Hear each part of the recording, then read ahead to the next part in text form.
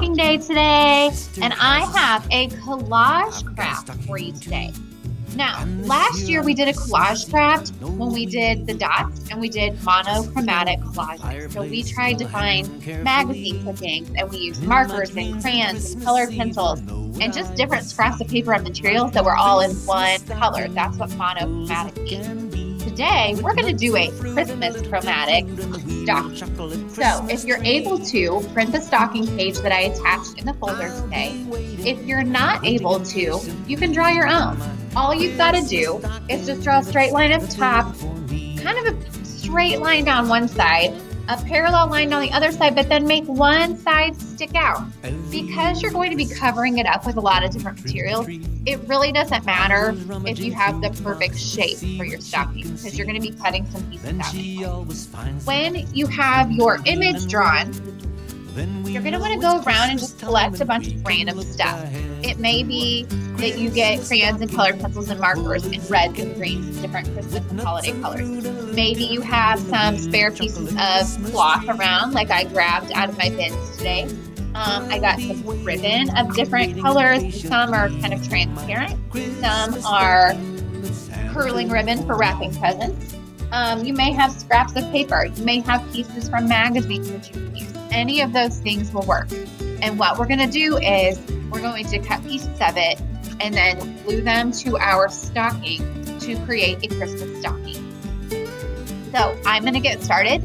I'm going to cut some pieces and I'll check back up with you in just a few minutes. All right, guys, I'm back. So I have lots of pieces of lots of things cut and ready. What I'm going to do, and this is going to sound a little bit weird, but I'm actually going to glue on the back side of my paper.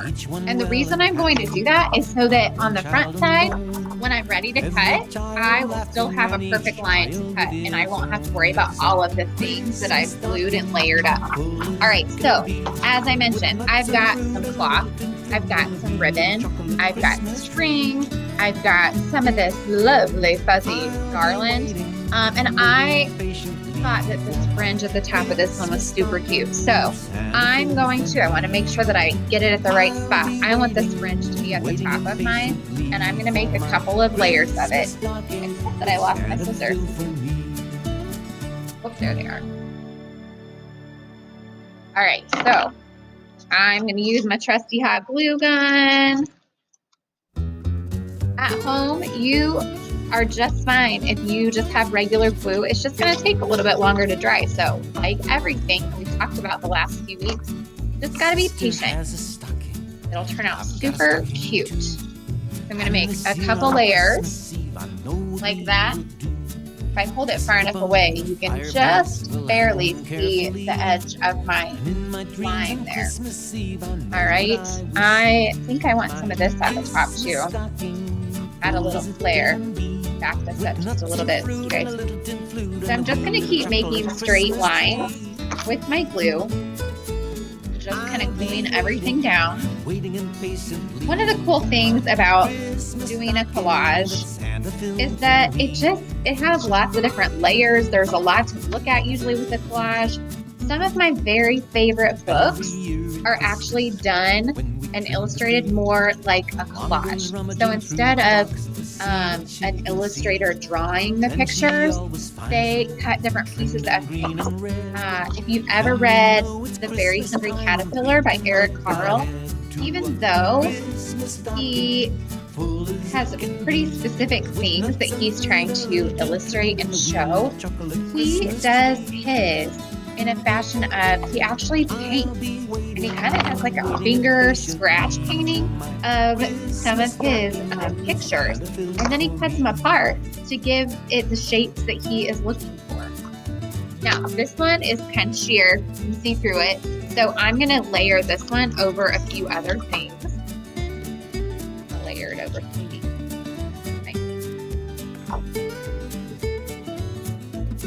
And I'm not really even being that careful. I'm just kind of slopping this on. because the effect that we want from this is, like I said, we want it to kind of have that layered, textured look. So no matter what you're using, even if you're using crayons and colored pencils and markers, maybe do that on a separate sheet and then come back onto this one and layer those items up. All right, I'm gonna take one more time out.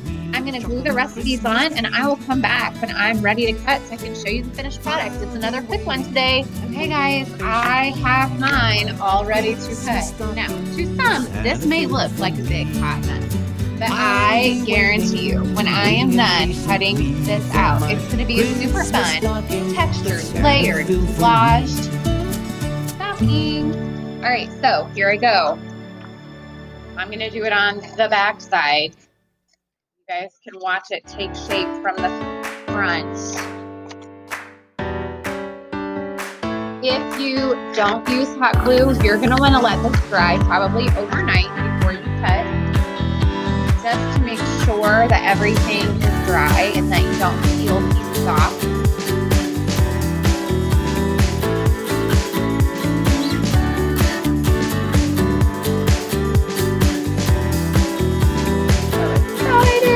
Can't wait to see the finished product.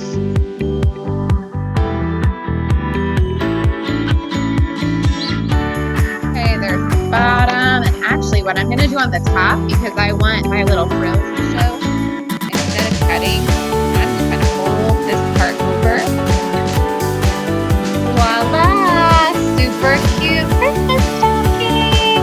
All right, so as I say every day after every lesson, if you do this project, please take a picture, name it something that goes along with what it is, and then edit it, upload it, make your school portfolio so we have it for our video at the end of the year. I hope you are having fun doing all these Christmas crafts. I know your teachers are loving all of the decorations that I'm making for them, and my space is getting pretty decorated too.